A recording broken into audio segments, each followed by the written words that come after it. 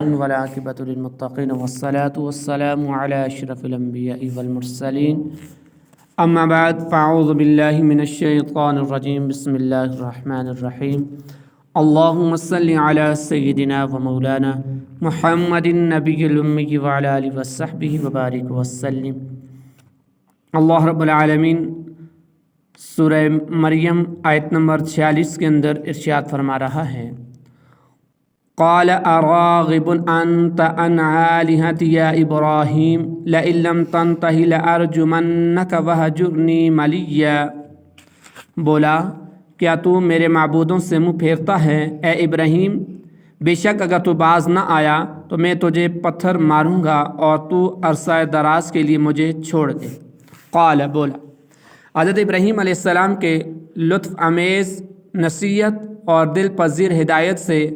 آزر نے نفع نہ اٹھایا اور وہ اس کے جواب میں بولا، کیا تو میرے معبود سے منہ پھیرتا ہے اے ابراہیم؟ بے شک اگر تو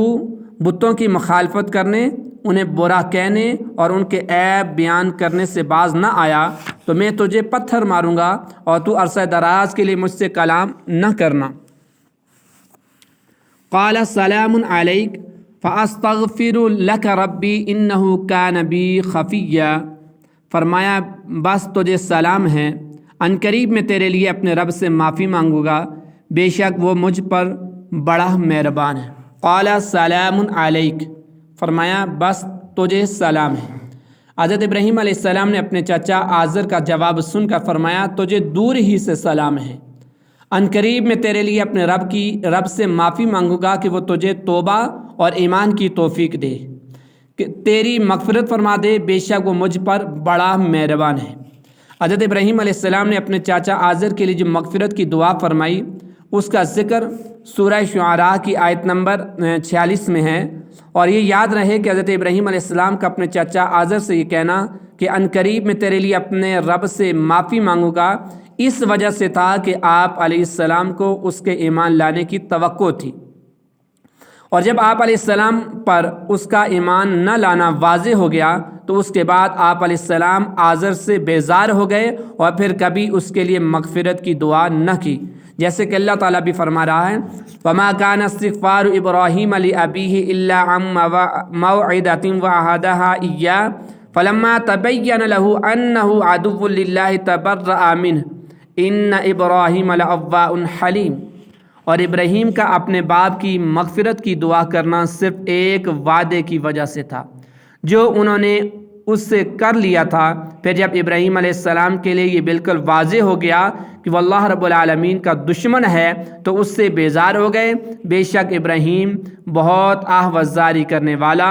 بہت برداشت کرنے والا تھا۔ فَأَعْتَزِلُكُمْ وَمَا تَدْعُونَ مِن دُونِ اللَّهِ وَأَدْعُو رَبِّي عَسَىٰ أَلَّا أَكُونَ بِدُعَاءِ رَبِّي شَقِيًّا۔ اور میں تم لوگوں سے اور اللہ کے سوا جن بتوں کی تم عبادت کرتے ہو ان سے جدا ہوتا ہوں، اور میں اپنے رب کی دعا کرتا ہوں، قریب ہے کہ میں اپنے رب کی عبادت کی وجہ سے بدبخت نہ ہوں گا۔ فَأَعْتَزِلُكُمْ، اور میں تم لوگوں سے جدا ہوتا ہوں۔ حضرت ابراہیم علیہ السلام نے مزید فرمایا کہ میں بابل شہر سے شام کی طرف ہجرت کر کے تم لوگوں سے اور اللہ کے سوا جن بتوں کی تم عبادت کرتے ہو ان سے جدا ہوتا ہوں، اور میں اپنے رب عز و جل کی عبادت کرتا ہوں جس نے مجھے پیدا کیا اور مجھ پر احسان فرمایا۔ پھر آپ علیہ السلام نے عاجزی اور انکساری کرتے ہوئے فرمایا، قریب ہے کہ میں اپنے رب عز و جل کی عبادت کی وجہ سے بدبخت نہ ہوں گا۔ اس میں اس بات کی طرف اشارہ ہے کہ جیسے تم بتوں کی پوجا کر کے بد نصیب ہوئے، خدا کے پرستار کے لیے یہ بات نہیں کہ اس کی بندگی کرنے والا کبھی بدبخت اور محروم ہو۔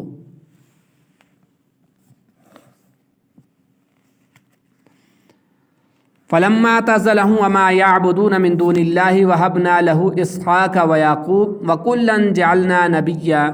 پھر جب ابراہیم علیہ السلام سے اور اللہ کے سوا جن بتوں کی وہ عبادت کرتے تھے ان سے جدا ہو گئے تو ہم نے اسے اسحاق اور اس کے بعد یعقوب عطا کیے، اور ان سب کو ہم نے نبی بنایا۔ فَلَمَّا اعْتَزَلَهُمْ، پھر جب ابراہیم علیہ السلام لوگوں سے جدا ہو گئے، ارشاد فرمایا کہ جب حضرت ابراہیم علیہ السلام مقدس سرزمین کی طرف ہجرت کر کے لوگوں سے اور اللہ کے سوا جن کی وہ عبادت کرتے تھے ان سے جدا ہو گئے، تو ہم نے حضرت ابراہیم علیہ السلام کو فرزند حضرت اسحاق علیہ السلام اور ان کے بعد پوتے حضرت یعقوب علیہ السلام عطا کیے تاکہ وہ ان سے انسیت حاصل کریں، اور ان سب کو ہم نے مقام نبوت سے سرفراز فرما کر احسان فرمایا۔ اگلی آیت کے اندر اللہ رب العالمین فرماتا ہے وَوَهَبْنَا لَهُم مِّن رَحْمَتِنَا وَجَعَلْنَا لَهُمْ لِسَانَ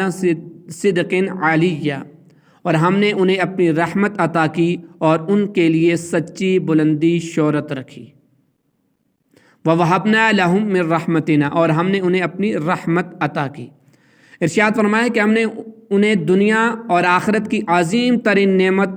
نبوت عطا کرنے کے ساتھ ساتھ دنیا میں وسیع رزق اور اولاد عطا کی، اور ان کے لیے سچی بلند شہرت رکھی کہ ہر دین والے مسلمان ہوں، خواہ یہودی ہوں یا عیسائی، سب ان کی ثنا کرتے ہیں، اور مسلمانوں میں تمام نمازوں کے اندر ان پر اور ان کی آل پر درود بھی پڑھا جاتا ہے۔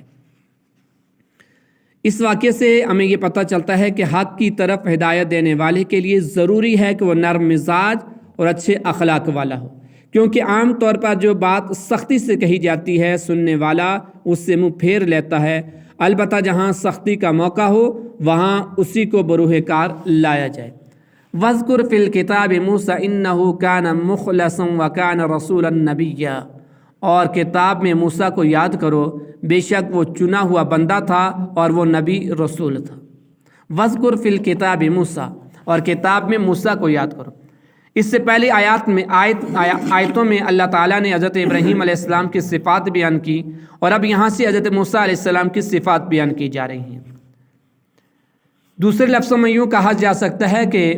خلیل اللہ علیہ السلام کی صفات بیان کرنے کے بعد اب کلیم اللہ علیہ السلام کی صفات بیان کی جا رہی ہیں۔ آپ علیہ السلام اللہ تعالیٰ کے چنے ہوئے اور برگزیدہ بندے تھے۔ آپ علیہ السلام رسول و نبی تھے، اور آپ علیہ السلام سے اللہ تعالیٰ نے کلام فرمایا اور آپ علیہ السلام کو اپنا قرب بخشا۔ آپ علیہ السلام کی خواہش پر آپ کے بھائی حضرت ہارون علیہ السلام کو نبوت عطا کی۔ حضرت موسیٰ علیہ السلام اور حضرت یعقوب علیہ السلام کی اولاد میں سے حضرت موسیٰ علیہ السلام حضرت یعقوب علیہ السلام کی اولاد میں سے ہیں، اس لیے ان کا ذکر حضرت اسماعیل علیہ السلام سے پہلے فرمایا کہ دادا اور پوتے ہونے کے ذکر میں فاصلہ نہ ہو۔ وَنَادَيْنَاهُ مِنْ جَانِبِ الطُّورِ الْأَيْمَنِ وَقَرَّبْنَاهُ نَجِيًّا، اور ہم نے اسے طور کی دائیں جانب سے پکارا اور ہم نے اسے اپنا راز کہنے کے لیے مقرب بنایا۔ وَنَادَيْنَاهُ مِنْ جَانِبِ الطُّورِ الْأَيْمَنِ، اور ہم نے اسے طور کی دائیں جانب سے پکارا۔ طور ایک پہاڑ کا نام ہے جو مصر اور مدین کے درمیان ہے۔ حضرت موسیٰ علیہ السلام کو مدین سے آتے ہوئے طور کی اس جانب سے حضرت موسیٰ علیہ السلام کی دائیں طرف تھی ایک درخت سے ندا کی گئی، یا موسیٰ انی انا اللہ رب العالمین، اے موسیٰ میں ہی اللہ ہوں تمام جہانوں کا پالنے والا۔ اس کے بعد اللہ تعالیٰ نے حضرت موسیٰ علیہ السلام سے بلا واسطہ کلام فرمایا، اور آپ علیہ السلام کلیم اللہ کے شرف سے نوازے گئے، اور آپ علیہ السلام کو مرتبہ قرب عطا فرمایا گیا، حجاب اٹھائے گئے، یہاں تک کہ آپ نے کلموں کے چلنے کی آواز سنی اور آپ علیہ السلام کی قدر و منزلت بلند کی گئی۔ یہاں اللہ تعالیٰ کے کلیم حضرت موسیٰ علیہ السلام اور اللہ تعالیٰ کے حبیب محمد مصطفیٰ صلی اللہ علیہ وسلم کے مقام و مرتبے کا فرق ملاحظہ کیجئے کہ اللہ تعالیٰ نے حضرت موسیٰ علیہ السلام سے کوہ طور پر جو کلام فرمایا اسے اپنے حبیب علیہ السلام کے ذریعے سب پر ظاہر فرما دیا کہ اللہ تعالیٰ نے موسیٰ علیہ السلام سے یہ کلام فرمایا، لیکن اللہ تعالیٰ نے معراج کی رات لا مقام میں اپنے حبیب علیہ السلام سے جو کلام فرمایا وہ کسی کو نہ بتایا، بلکہ یہ ارشاد فرمایا کہ سب سے چھپا دیا گیا۔ فَأَوْحَىٰ إِلَىٰ عَبْدِهِ مَا أَوْحَىٰ، پھر اس نے اپنے بندے کو وہی فرمائی جو اس نے وہی فرمائی۔ وَوَهَبْنَا لَهُ مِن رَحْمَتِنَا أَخَاهُ هَارُونَ نَبِيًّا، اور ہم نے اپنی رحمت سے اسے اس کا بھائی ہارون بھی دیا جو نبی تھے۔ وَوَهَبْنَا لَهُ مِن رَحْمَتِنَا أَخَاهُ هَارُونَ نَبِيًّا، اور ہم نے اپنی رحمت سے اسے اس کا بھائی ہارون بھی دیا جو نبی تھا۔ یعنی جب حضرت موسیٰ علیہ السلام نے اللہ تعالیٰ سے دعا کی کہ میرے گھر والوں میں سے میرے بھائی ہارون کو میرا وزیر بنا، تو اللہ تعالیٰ نے ان کی یہ دعا قبول فرمائی اور اپنی رحمت سے حضرت ہارون علیہ السلام کو نبوت عطا کی۔ تو یاد رکھیے گا کہ نبوت کسبی نہیں، یعنی محنت اور مشقت سے حاصل نہیں ہوتی، یعنی اپنی کوشش سے کسی کو نبوت نہیں مل سکتی، بلکہ یہ اللہ تعالیٰ کے فضل اور اس کی رحمت سے جسے اللہ چاہتا ہے اسے ملتی ہے۔ اور حضرت موسیٰ علیہ السلام کو اللہ تعالیٰ کی بارگاہ میں قرب کا ایسا مقام حاصل تھا کہ اللہ تعالیٰ نے ان کی دعا کے صدقے ان کے بھائی حضرت ہارون علیہ السلام کو نبوت عطا فرمائی۔ اس سے اللہ تعالیٰ کے پیاروں کی عظمت کا پتہ لگتا ہے کہ ان کی دعا سے وہ نعمت ملتی ہے جو بادشاہوں کے خزانوں میں نہ ہو، تو اگر ان کی دعا سے اولاد دی یا دنیا کی دیگر نعمتیں مل جائیں تو کیا مشکل۔ البتہ اب ختم نبوت ہو چکی تو اب کسی کو نبوت نہیں مل سکتی۔